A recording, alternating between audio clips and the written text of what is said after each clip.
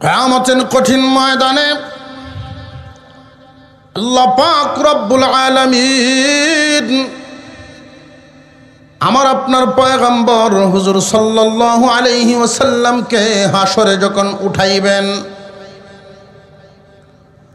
হাসরের মাঠে সমস্ত মানুষ হেঁটে হেঁটে জান্নাতের দিকে যাবে। একজন মাত্র মানুষ, একজন মাত্র ব্যক্তি কবরের থেকে উঠেই যখন হাসরের মাঠে জমা হবেন,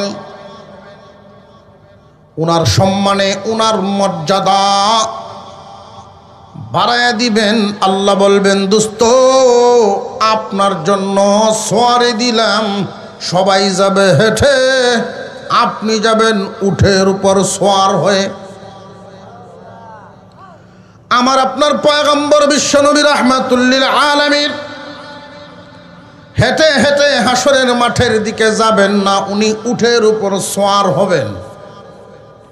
উটের পাগুলো থাকবে স্বর্ণ এবং রূপার, জার্সি দেওয়া হবে, গদি করা হবে রেশম কাপড়ের, লাগামটা থাকবে হীরামানিক মুক্তা দিয়া। আল্লাহ পাক রব্বুল আলামিন বলবেন, দোস্ত আপনার সাহাবী থেকে একজনকে বলেন লাগাম ধরার জন্য। হুজুর আকরাম সাল্লাল্লাহু আলাইহি ওয়াসাল্লাম সাহাবীদের দিকে তাকাইবেন, সব নবীজির দিকে তাকায় আছে। কারে রেখে কারে ডাক দিবেন? সবাই তো কুরবানিওয়ালা। আল্লাহর পয়গম্বর বলবেন, আল্লাহ সম্মান মর্যাদা দিয়েছেন আপনি, লাগামকে ধরবে ঘোষণাটাও দেন আপনি।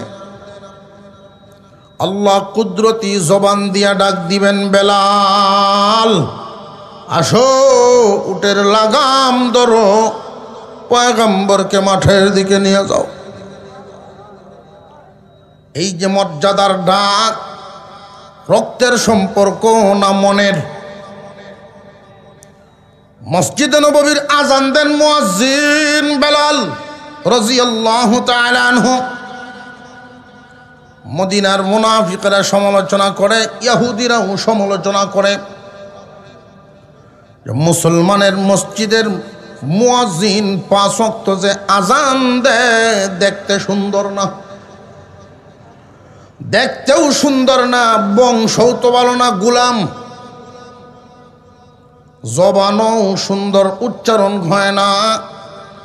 আশহাদু আন্না মুহাম্মাদার রাসূলুল্লাহ, এই যে আশহাদু, আশহাদুর শিন উচ্চারণ হইতো না, আসাদু কইতো।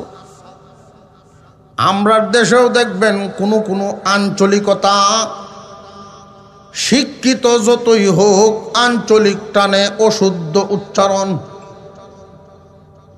সদরঘাট ঢাকার দিকে গেলে দেখবেন যত বড় শিক্ষিত হোক না কেন শনিবার কয় না, তালিব বসে উচ্চারণ করতে পারে না। ওই শনিবারে সকালে চিন্নি দিব যাইও,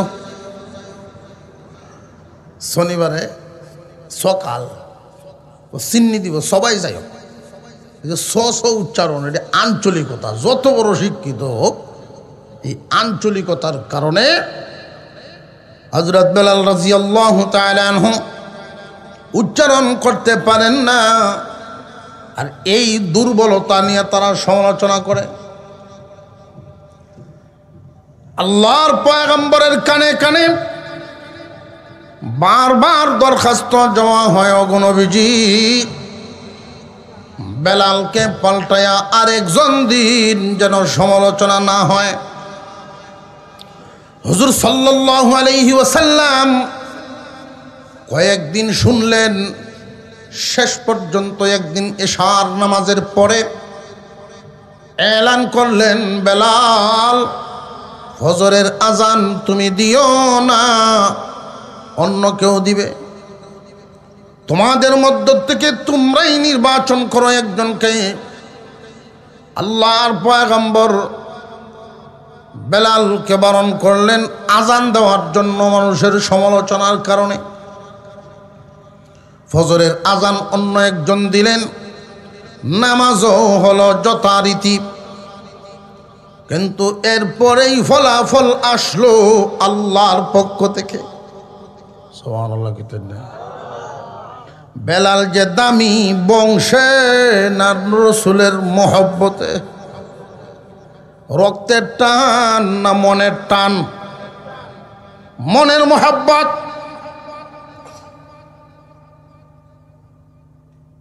ফজরের নামাজের সময় চলে যাচ্ছে, খুব বেশি সময় বাকি নাই। প্রতিদিন যেই সময় নামাজ পড়েন সময় হয়ে গেছে, কিন্তু নবীজির ঘুম ভাঙে না। কেউ গিয়ে আল্লাহর পয়গম্বরকে ডাকও দেন না। এই সাহস কার নবীজির ঘুম ভাঙাবে? সবাই মিলে আবু বকর সিদ্দিক রাদিয়াল্লাহু তাআলা আনহুকে পিরাপিরি করেন, আবু বকর, আল্লাহর পয়গম্বর আপনাকে বেশি মহব্বত করেন, আপনি ডাক দেন। আবু বকর সিদ্দিক রাদিয়াল্লাহু তাআলা আনহু তিনি বলেন, আমার দ্বারা সম্ভব না ডাক দেওয়া, আমি এই সাহস পাব না। এবার হযরত ওমর রাদিয়াল্লাহু তাআলা আনহুকে বলা হলো, আপনি যান। হযরত ওমর বলেন, প্রয়োজনে আমি একলা নামাজ পড়ে চলে যাব, তবু রসুলের ঘুম ভাঙাতে পারবো না। রে বেলাল, তুমি যাও, আজান দিয়েছ তুমি, তোমার ডাকে আমরা আইছি, রসুলকেও গিয়া ডাক দাও। এখন বেলাল তো যাওয়া লাগে, ডাক কেমনে দিবেন চিন্তায় পড়লেন। ডাক দেওয়ার সাহস পান না, এই জন্য হুজরার সামনে দিয়া একবার এই মাথায় যান, একবার এই মাথায় যান, আর আওয়াজ দেন, আসসালাতু খায়রুম মিনান নাওম, আসসালাতু খায়রুম মিনান নাওম। ফজরের আজানে, এই ঘটনার আগে আজান 5 ওয়াক্ত যেমন ছিল ফজরও, বাকি 4 ওয়াক্ত যেমন ফজরও ছিল এমন। আসসালাতু খায়রুম মিনান নাওম আগে লাগানো ছিল না, শামিল ছিল না। এই দিন রসুলকে ঘুম থেকে উঠানোর জন্য হযরত বেলাল হুজরার এই মাথায় একবার যান, ওই মাথায় একবার যান, এই মাথায় একবার যান, এই মাথায় একবার যান, আর জবান দিয়া উচ্চারণ করেন, উঁচা আওয়াজে উনি আওয়াজ করেন, আসসালাতু খায়রুম মিনান নাওম, আসসালাতু খায়রুম মিনান নাওম। ঘুম থেকে নামাজ ভালো, ঘুম থেকে নামাজ ভালো। আল্লাহর পয়গম্বর ঘুম থেকে উঠে গেলেন, নামাজে শামিল হলেন, জামাত হয়ে গেল। সালাম ফিরানোর পরে আল্লাহর পয়গম্বর বলেন, নামাজে হাজির করার জন্য হুজরার সামনে কে বলেছিল আসসালাতু খায়রুম মিনান নাওম বাক্য উচ্চারণ করেছিল কে? বারবার কে বলেছিল? হযরত বেলাল মনে করেছেন মনে হয় কোনো মামলা শামিল হয়ে গেছে, আমার নামে কোনো মামলা হবে, এই ভয়ে থরথর করে কাঁপতেছেন, মাথা নিচের দিকে দিয়া একটু সামনে আগালেন। ওগো নবীজি, ভুল হলে মাফ করে দিবেন, আমি বলেছিলাম। আল্লাহর পয়গম্বর বেলাল রাদিয়াল্লাহু তাআলা আনহুর কাঁধে হাত দিয়া বলেন, বেলাল রে, তোমার এই বাক্যটা আল্লাহর কাছে এতটা পছন্দ হয়েছে, আজ থেকে ফজরের আজানের বাক্য হয়ে গেছে। রক্তের টানে না মনের? আল্লাহর রাসূল নিষেধ করলেন এশার আজানের পরে ফজরের আজান দিবা না। সারাটা রাত উনি ঘুমান নাই, যায় নামাজে বসা। আয় আল্লাহ, তোমার হাবিব বলছেন আজান না দেওয়ার জন্য, তোমার নামে ডাক দেই, তুমি আমার হেদায়েত দান করেছো, তুমি দয়া করেছো, হেদায়েতের মালিক তো তুমি আল্লাহ। এই হেদায়েতের টিকিট যদি নবীগণের হাতে থাকতো, তাহলে আমি গোলাম, আমি বেলাল অনেক পরে হেদায়েত পাইতাম। নবীগণ তো আগে তার বংশের লোকদেরকে আগে দিত হেদায়েতের টিকিট, অনেক পরে হইতো আমার সিরিয়াল। হেদায়েতের মালিককে আর জোর আওয়াজের মালিক কে? হেদায়েতের মালিক আল্লাহ। বেলাল চোখের পানি ছাড়েন আর কান্দেন, আল্লাহ যেই যেই কারণে আজান দেওয়া নিষেধ হয়ে গেল, আজান দেওয়া বারণ হলো, একটাও আমার কোনো দুর্বলতা নয়, সবগুলো তোমার দেওয়া। আমি গোলাম বংশে জন্ম নিয়েছি, এটা আমার কিছু না, তোমার দেওয়া। দেখতে কালো বিশ্রী, এটাও আমার কিছু না, তোমার দেওয়া। যেই এলাকায় জন্ম নিয়েছি আঞ্চলিকতার কারণে উচ্চারণ হয় না, এটাও আমার না, এটাও তোমার দেওয়া। রাতভর কান্নাকাটি করেছেন। সকালবেলায় জিবরাইল আমিন এসে জিজ্ঞাসা করেন, ওগো নবীজি, আজকে আপনার মসজিদে কি আজান হয় নাই? আজকে কি মসজিদে নববীতে ফজরের আজান হয় নাই? কেন হবে না? আজান তো হয়েছে, আরো শুদ্ধ উচ্চারণে হলো। জিবরাইল আলাইহিস সালাম বলেন, অন্যান্য দিন মসজিদে নববীর আজানের আওয়াজ এটা শুধু দুনিয়ার আসমান পর্যন্ত সীমাবদ্ধ থাকে না, আল্লাহর আরশ পর্যন্ত ধাক্কা লাগে। আল্লাহু আকবার বলেন, আরো জোরে বলেন আল্লাহু আকবার। আল্লাহ পাক মানুষের অন্তরের দিকে তাকান, অন্তর দেখেন। মহান আল্লাহ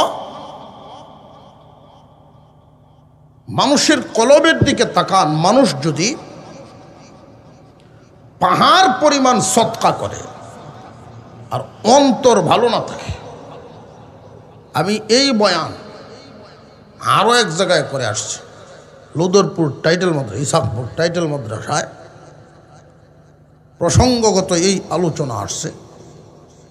আমরা অনেক সময় মনে করি যে 1000 কোটি টাকার মালিক, 1000 কোটি টাকার মালিক ঢাকায় কোনো মন্ত্রণালয়ে চাকরি করে 1000 কোটি টাকার মালিক হয়েছে।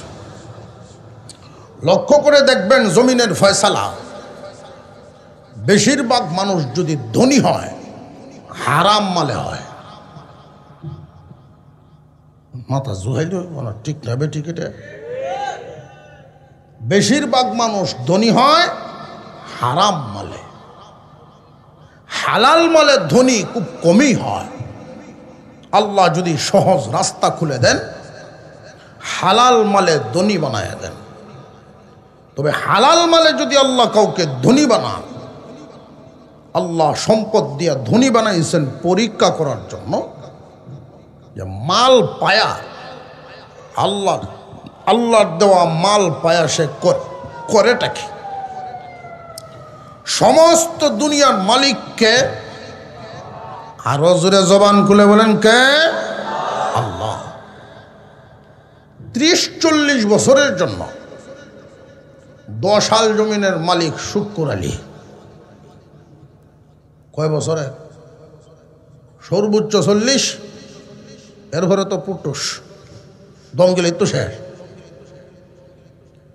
2 আল 4 আল জমিনের মালিক অমুক তমক। এই মালিকানা পায়া সে করেটা কি? কেউ কেউ আছে হালাল মালে ধনী হওয়ার পরেও আগের হালত, মনের হালত ঠিকই থাকে, অহংকারী হয় না। আর কেউ কেউ আছে হালত পরিবর্তনের সাথে সাথে মনও পরিবর্তন হয়। আছে না নাই? সারা দিন হাওরে কাম করে, ফিন্দনের কাপড় শুকায় না। সকালবেলায় কিছু খানা খায়া দুপুরেরটা সাথে লয়ে যায়, সারা দিন বাড়িতে আসতে পারে না। মনের দুঃখ আল্লাহর কাছে কয়, আল্লাহ একটু ছাউনি করো, একটু দয়া করো, অন্তত 5টা ওয়াক্ত নামাজ যাতে তোমার গরগে পড়তাম পারি। এই দোয়া আউরো আল্লাহ কবুল করছেন। এক আত্মীয়র মাধ্যমে ছেলে একটা বিদেশ গেল। এখন তো প্রতি মাসে 40-50 হাজার টাকা আসে। এখন আর ভিজা কাপড় আরও খাটানি লাগে না। মাস যাইতেই যদি 50,000 টাকা আসে, তখন আগের কালা দিন আছে, লাল দিন আরম্ভ হয়েছে। ওরা বাজারে যাওয়ার টাইমেই একদল মানুষও আছে ফর খাওয়াইয়া, এবারে ফার্ম দেয় আর হেকালি চা খাওয়ায়। ফার্মের উপরে নয়া শুধু খালি ভিজা কাপড় বদলায় সংসারটা ফিরছে। ওখান বেড়ারে সর্দার খুঁয়ে যদি ডাকে এ ষাট আতুলে দূর মারতো না। আসর মাগরিব এসা 3 ওয়াক্ত বাজারও কাটায়, মসজিদও যায় না। আউরো বইয়া যে কান্তোয়ার দহরতো এটা মনে আছে, মনে রয়েছে, শেষ। কিছুদিন পরে আরেক ছেলে গেছে, আর আগেরটার বেতন বাড়ছে। এখন মাস গেলে 1 লাগাইয়ে করো। তার যখন সেই রঙিন দিন শুরু হইল, মানুষেও কয় বেটা তোমার যেই দিন শুরু হয়েছে, আগামীতে চিন্তা করতেছি আমরা মেম্বারিটা তোমারই দিয়ে করাইতাম। বেড়াও মুসকি মুসকি হাসে আর কয় আম্ব মনে মনে ভাবছিলাম যদি তোমরা দেও। লাইনে হচ্ছে না মোটামুটি ভিজা কাপড় লয়ে যে দোয়া করছেন এটা মনে আছে, মনে হয় বুঝলেছে। ইলেকশন হইল, দাঁড়াইয়া অমুক ভাইয়ের চরিত্র ফুলের মতো পবিত্র মানিয়া দিছে। বেটারে বুট দিয়া গরিব গোরাবা যা আছে সবাই, যে বেটা গরিব থেকে ধনী হয়েছে আমরা দরদ বুঝবো, বুট দিয়া দিছে ফাঁস করায়। ইউনিয়ন পরিষদ ঢুকিয়া মেম্বারি চেরো বইছে। এখন খালি একটু পরে পরে চেয়ারম্যানের চেড্ডার দিকে তাকায়, আর গাড়ি হেডের যাই থাকতাম আসল বুঝে গেছে। আল্লাহ মানুষকে দৌলত দিয়া, ক্ষমতা দিয়া পরীক্ষা করেন, করোনা কি যদি সীমা লঙ্ঘন হয় আসার দিতে আল্লাহ কারোর পারমিশনও নিতে হবে না, আর তোমার আসার দিয়া এই চিন্তাও করা লাগবে না যে তুমি উঠে কিছু করো কিনা, কিছু করতে পারো কিনা। দুনিয়ার মানুষ যত বড় ক্ষমতা ধরেই হোক, কাউকে যদি মারে শাসন করে অন্তরে এই ভয়টা থাকে, হ্যাঁ দুর্বল হোক গোপনে কোনো সময় আমার উপরে হামলা করতেও তো পারে। তো আল্লাহর ক্ষেত্রে এমন চিন্তা নেই। বলতেছিলাম বেশিরভাগ মানুষ হারামে ধনী হয়, হয়তো সুদ খায়া, নইলে ঘুষ খায়া, আর নইলে একসাথে পরের হক মেরে ধনী। 1000 কোটি টাকার মালিক আমরা দেশেও যে সমস্ত রাঘব বলদের লিস্ট কিছুদিন আগে শুনছি, এই 1000 কোটিটা কোনো বিষয় আর কাছে 100 কোটি 150 কোটি তা কোনো বিষয়। তো মানুষ যখন তার বাড়ি যায় সকলেই দানও করে। মানুষে কয় না আল্লাহ তারে যেমন মন দিছে এমন ধন দিছে, এই ধন সম্পদ কি আল্লাহ দিছে? এই কথাটা বোঝানো হইল আমার উদ্দেশ্য। 1000 কোটি টাকার মালিক, এই সম্পদ আল্লাহ দিছে তারে না, সুদ খায়া কোটিপতি আল্লাহ বানাইছে রে না। অমিম্মা রাযাকনাহুম ইউনফিকুন, আল্লাহর দেওয়া মাল থেকে আল্লাহর রাস্তায় দেয় যারা, সত্যিকারের দানবীর তারা। আল্লাহ যেটা দিছে এটা হালাল। আল্লাহ কোনোদিন বান্দাকে হারাম দেন না, বান্দায় জোর করে নেয়। হারাম মাল আল্লাহ দেন না, আর এই হারাম মাল অর্জন করে আল্লাহর রাস্তায় খরচ করলে আল্লাহ নেন না। সবকটা মনে থাকবো, হালাল মাল আল্লাহ দেন, আল্লাহর রাস্তায় দিলে আল্লাহ নেন। আর হারাম মাল আল্লাহ দেনও না, নেনও না। 1000 কোটি টাকার মালিক, এই 1000 কোটি টাকার মালিক হইয়া এই যাওয়া যায় না, ইশারা ইঙ্গিত চলতো না, জিগাইতেছে যাওন গা না খুঁজ করে। আল্লাহ কি হারাম দেয়? আরো জোরে কর। সুরে চুরি হইলে গরু আনিয়া কুরবানি দিয়েছে। কুরবানির গরু করতেন চায়, চুরির গরু চুরি হইলে না কুরবানি দিছে। পরের দিন বেয়াই আইসে বেড়ানি, খাইল গোস্ত মুস্তু একসাথে বল বলিয়া জিগাইতেছে, ভাই সাহেব বেয়াই কত দিয়ে আনছিলেন গরু? এটা কত দিয়ে আনছিলাম? আপনি বোঝা যা জানুন না, আমি যে কি করি এটা জানুন না? কইটা তো জানি কুরবানি দাও। কয় পছন্দ হয়েছে লই ইসলাম, চোখ লাগছে, শখের জিনিস শখ লাগছে লইছে, কুরবানি দিলছি। কুরবানি চুরি উড়ি আনিয়ে দিলে কি লাভ রইল? কয়টা বুঝুন না, সহজ হিসাব। মন মুফতির ফতুয়া সে দিতেছে, চুরি করছি গুনাহ হয়েছে, কুরবানি দিছি সওয়াব হয়েছে।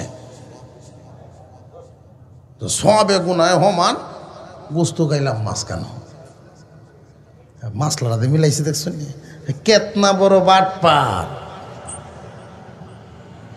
হারাম মাল আল্লাহ কাউকে দেন না, আর আল্লাহর রাস্তায় হারাম মাল দিলে আল্লাহ নেন না। 1000 কোটি টাকার মালিক হইয়া বাপের নামে মাদ্রাসা ছেলেদের, মার নামে মাদ্রাসা মেয়েদের, নিজের নামে আল্লাহর ঘর মসজিদ বানাইছে। আল্লাহর ঘর মসজিদ, হের নাম আব্দুল কুদ্দুস। মসজিদের বিভিন্ন নাম বিভিন্ন জনে, হের নামটার সাথে বিতৃ হের নামটার সাথে মিলতে হন লাগবো। অবশেষে নাম দিল বাইতুল কুদ্দুস। আল্লাহর নাম তো একটা আছে, মিলায় মসজিদের নাম তো। অর্থাৎ মার নামে মাদ্রাসা, বাপের নামে মাদ্রাসা, নিজের নামে আল্লাহর ঘর মসজিদ। এলাকার মানুষ হুরুত্তা পড়াও বেতন লাগতো না, মসজিদ নামাজ পড়ো, ইমাম মুয়াজ্জিনের চান্দা লাগতো না, সব আমি যান সেল চালায় বেসতে যায়। সেল চালায় বেসতে যাব। টাকা কামাইছে কি হালাল লাইনে না হারাম? খুব বুঝে শুনে। সুদ খায়া 1 কোটি টাকার মালিক হয়েছে। সুদ করে মসজিদে 1000 টাকার দাম। সুদ করে 1000 টাকার নোটটার মসমসা এলাকার মানুষের দেখিয়া দেখছস কারবারটা কুলচাটা বেটা। এই গ্রামের এক ফকির ভিক্ষুক, হ্যাঁ দিছে 5 টাকা। ভিক্ষুকেরও তো মন চায় আল্লাহর ঘরে দিতে, 5 টাকা দিছে।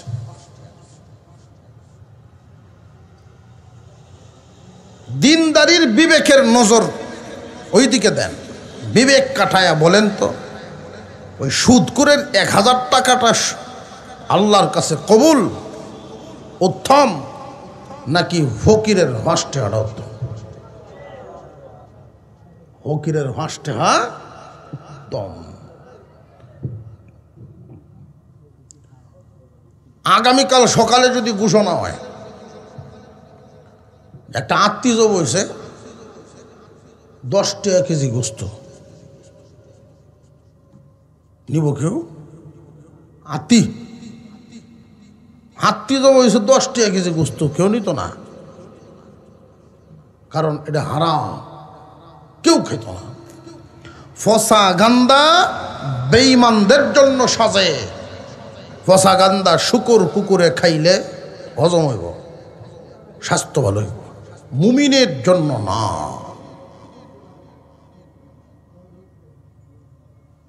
আল্লাহ যে একজন আছে এতে কোনো সন্দেহ নাই, মরতে যে হবে এতেও সন্দেহ, কার মরণ কোন জায়গায় এটাও জানা,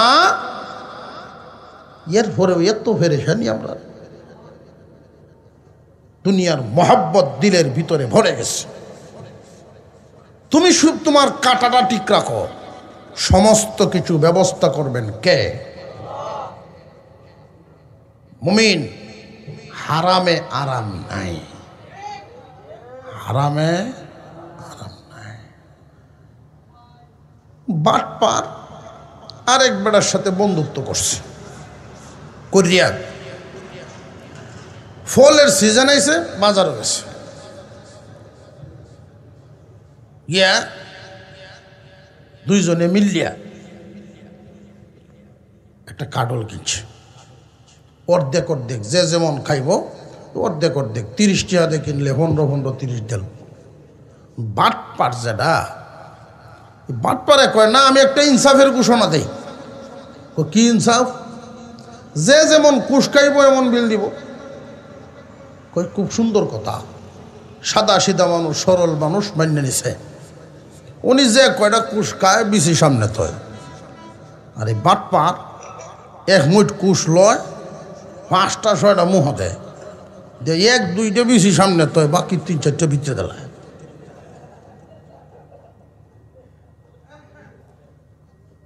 কিছুক্ষণ করে কাটল শেষ খাওয়া।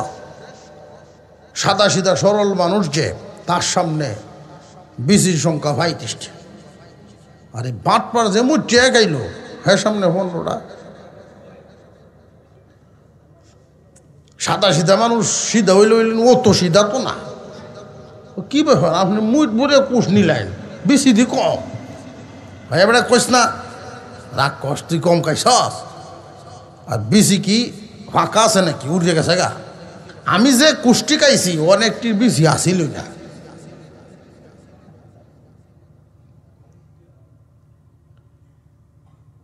শেষ পর্যন্ত এই সাদা সিধা মানুষ কই 15টা বেশি আপনার সামনে, এটা আর টেকা কিতা দিবেন লাগতো না। হ্যাঁ জানি, তোর মন বড়। বেটা ভাম দেয়া পুরা ঢাকায় আছে।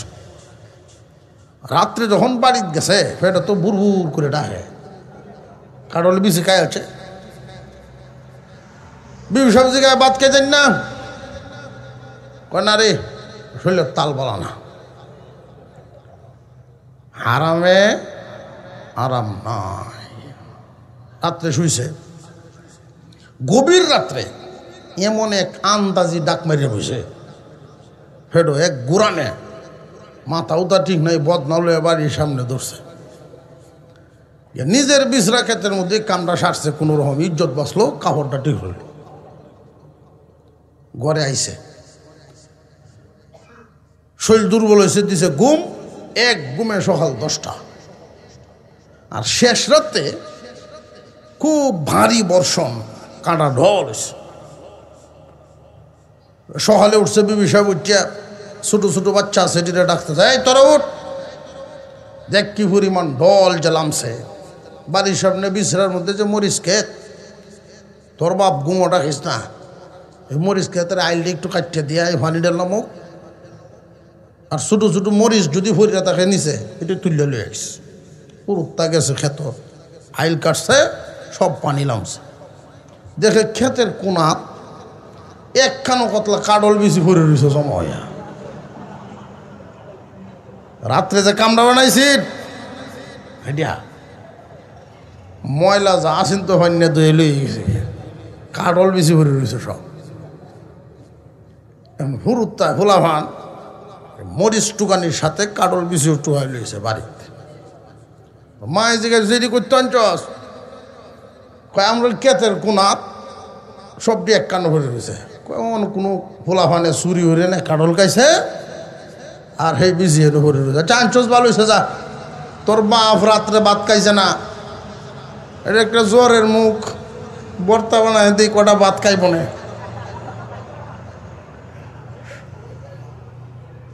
হারামে আরাম নাই।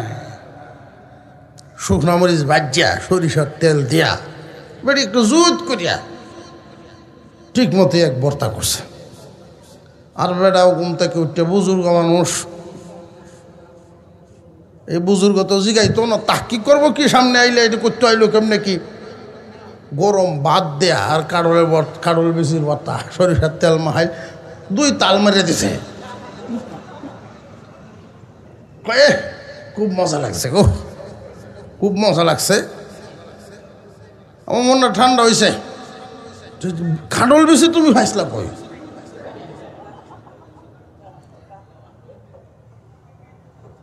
পরহেজগার বুজুর্গ যারা খাওনের আগে খবর লয়, আর রাক্ষসে মানুষ যারা খাওনের ভরে খবর লয়, খায়া পরে এটার প্রশংসাই করে। আর তাহকিক করব তারা সতর্ক মানুষ যারা। বুঝে আসতেছে বেশ কমরা? ফেট বইরে ভরে জিগায় কোথাও আনছিলা? বউ কয় তোমার কপালে দিছে। আমার কপালে কেমনে? হুরুত্তা গেছিন সোয়ালে মরিস তো ওই কেতের কোনাতে একখানো ঘুরে রয়েছে, এমন শক করতেছে, দুই এমন শাক হয়ে রয়েছে।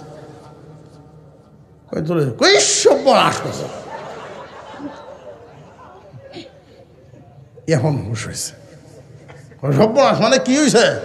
তোর ট্রেন কোন যাইতো না। বউ যদি শুনে আহা সারা জীবন ভর এটা গাইব, আছে হারামে আরাম নাই। আল্লাহ দুনিয়াটা কত সুন্দর করে সাজাইছে। মুমিন বান্দা হামেশা আল্লাহর উপর ভরসা রাখবে, আল্লাহকে স্মরণ রাখবে। যারা জ্ঞানী মানুষ, আমি যে আয়াতগুলো পড়ছিলাম উদ্দেশ্য ছিল এক লাইনে আলোচনা করা, কিন্তু রাত, সময়, সুযোগ, আপনাদের হালত, সেই কথাগুলো নেওয়ার মতো পরিস্থিতি তখন ছিল না। এই জন্য এখন দেখলাম মোটামুটি একটু লড়াছাড়া দিয়ে ঠিক হয়েছে। বর্তমান সময়ে একটা মিশন চলতেছে আমাদের যুবকদের বিরুদ্ধে, ইমান হারা করার মিশন। নাউজুবিল্লাহ পড়ে। আল্লাহ চিনায়, আল্লাহ বুঝায়, যেই জিনিস দেখি না ওই জিনিস মানি না। There is no God mission. ইমান হারা করা, নাস্তিক্য মতবাদ, ইস্কনের সংগঠন যেগুলো বিভিন্ন শাখায় আমাদের মুসলিম যুব সমাজকে পথ হারা করার মিশন ওরা বিভিন্নভাবে হাতে নিয়েছে। এই ইস্কন এর কিছু সংখ্যক লোক বিভিন্ন ভার্সিটিতে আমাদের নবীন যুবকদেরকে বিভিন্নভাবে ভায়েস্ট করার জন্য চমকদার কিছু কথা এদের সামনে বলে।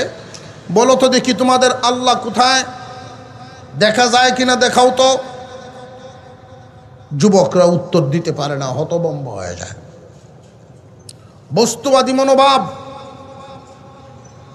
এই বস্তুত্ববাদ মানুষদেরকে নাস্তিক বানাচ্ছে। যুবকদেরকে বলে আল্লাহ তো দেখা যায় না, ধরাও যায় না, কোনো বস্তুই তো, কোন জায়গায় তোমার আল্লাহ বলো।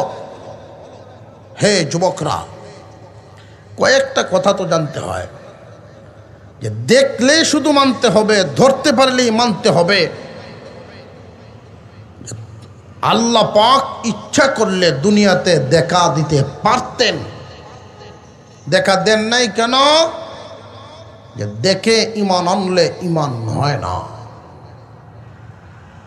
না দেখে বিশ্বাস করার নামই হলো ইমান। দেখে বিশ্বাস করলে এটা ইমান নয়, এই ইমান কবুল না। না দেখে বিশ্বাস করার নামই হলো ইমান। যে না দেখা বস্তু বিশ্বাস করব কেন? কেন না দেখা অনেক বস্তুর উপরে আমাদের বিশ্বাস করতে হয়। যেমন রুহু, আত্মা। আত্মা যে আমার উপর, আমার আপনার ভিতরে আছে, এটা কোনোদিন কেউই তো দেখছি না, এরপরেও বিশ্বাস করিনি না করি না। আত্মা যে আছে এতে কোনো সন্দেহ। আল্লাহর অস্তিত্ব চিনাইতে আসে, আল্লাহ পাক রব্বুল আলামিন আয়াত নাজিল করে দিলেন, ইন্না ফি খালকিস সামাওয়াতি ওয়াল আরদি ওয়াখতিলাফিল লাইলি ওয়ান নাহার লাআয়াতিল লিউলিল আলবাব। নিশ্চয়ই আসমান এবং জমিনের সৃষ্টিতে, আসমান যে আল্লাহ বানাইছেন, এই যে সামিয়ানা লটকাইলেন, কি পরিমাণ খুঁটি লাগছে। একটা ঘর বানাইলে ফাউন্ডেশনেই দেন, সুজা সাজাই বানান, খুঁটির দরকার হয়নি না হয় না। বিশাল আসমান, খুঁটি ছাড়া আল্লাহ রব্বুল আলামিন যে হুকুমের মাধ্যমে ঝুলায়া রাখলেন, এটা তোমাদেরকে আল্লাহ চিনায়, আল্লাহর ক্ষমতা বোঝায়। আসমানের সৃষ্টি এবং জমিনের যে সৃষ্টি লক্ষ্য করে দেখেন, জমিনটা যে আল্লাহ বিছাইছেন, এমন শক্তও করেন নাই যে তোমরা একটা খুঁটা গাড়তে পারবে না, হাল চাষ করতে পারবে না। আর এমন নরমও করেন নাই 20 টনি গাড়ি লুট করে তোমরা রাস্তা দিয়ে চালাতে পারবে না। 10 তলা 20 তলা 100 তলা বিল্ডিং জমিনে উঠবে না, এমন নরমও করেন নাই। এত শক্তও করেন নাই, এত নরমও করেন নাই।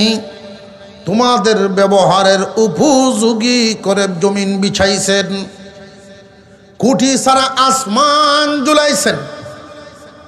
আল্লাহ পাক রব্বুল আলামিন গাছপালা উদ্ভিদ দিয়ে দুনিয়া সাজাইছেন। এই যে গাছপালাগুলো সাজাইছেন, চিন্তা করে দেখেন, একটা গাছের পাতার সাথে আর একটা গাছের পাতার নকশার কোনো মিল নেই।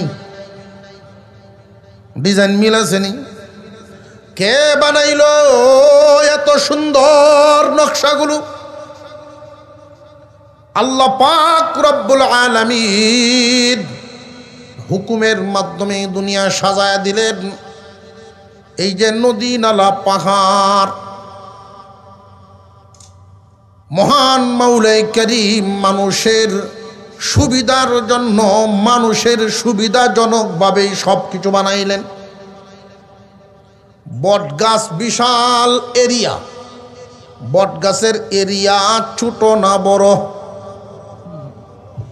মানুষ এই গাছের নিচে বসবে, ছায়া তলে বসবে, ছায়া নিবে, আরাম নিবে। এই জন্য বটের ফল, বট বিচি দেখবেন ছোট ছোট। গাছটা অনুযায়ী বিচির কোনো মিল আছে? সব কিছুর একটা সামঞ্জস্যতা। যদি দেখা যায় মানুষটার লম্বা হইল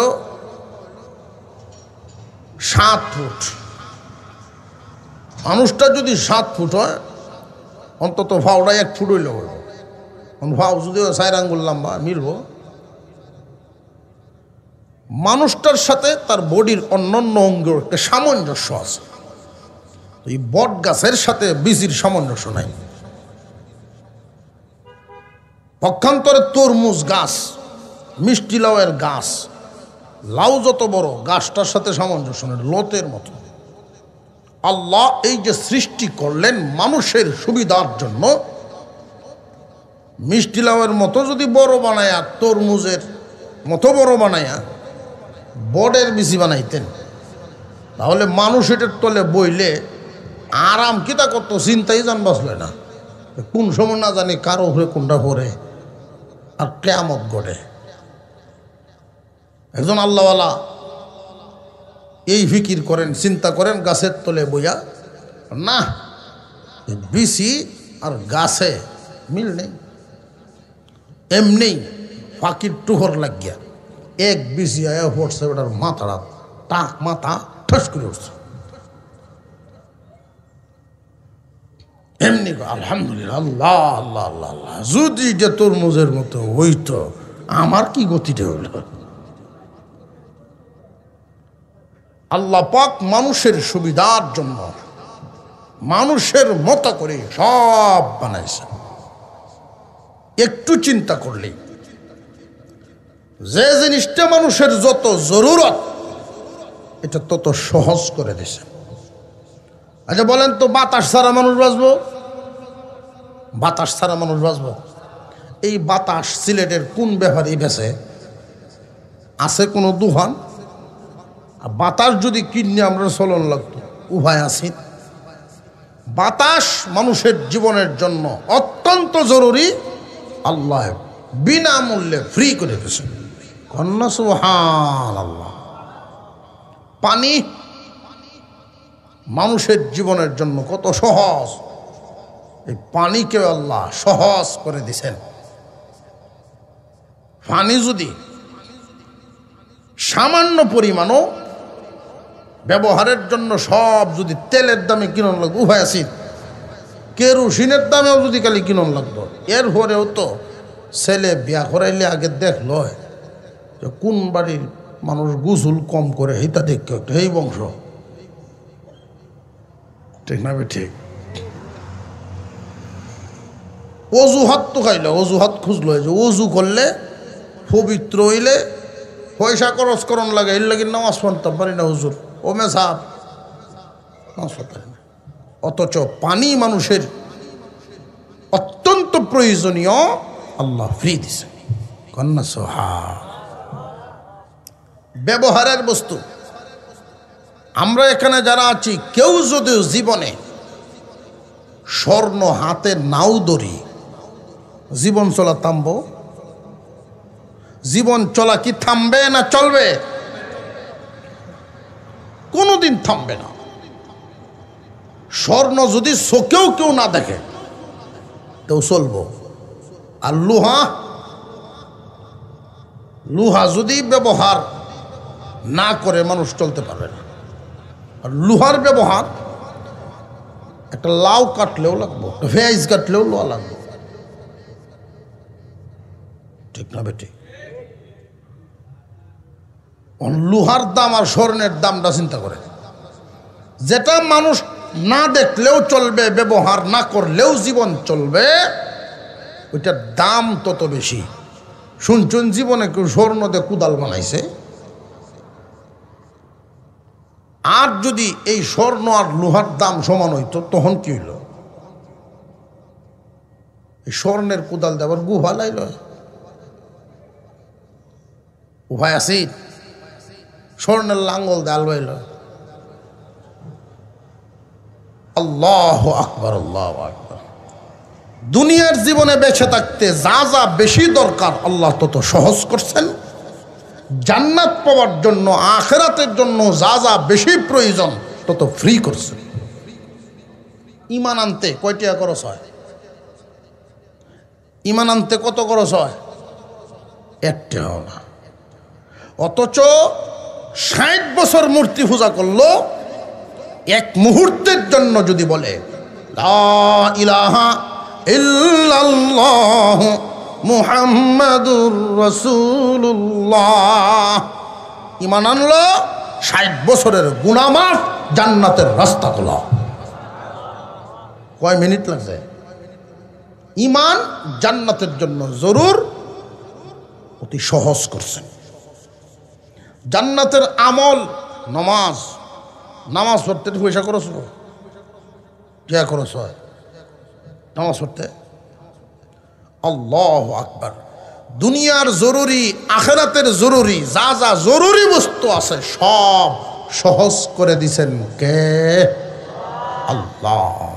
আল্লাহ আমাদেরকে বুঝে আমল করার তৌফিক দান করেন, বলুন আমিন।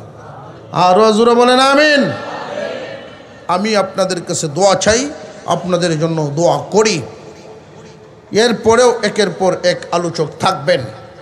মাদ্রাসার জন্য দোয়া করি, মাদ্রাসা যেন সকল জরুরত গাইবি খাজানা থেকে আল্লাহ পূরণ করে দেন। এই মুহূর্তে শেষ রাত্রের রজনী যদি কই যে আল্লাহর হস্তে কিছু দেন,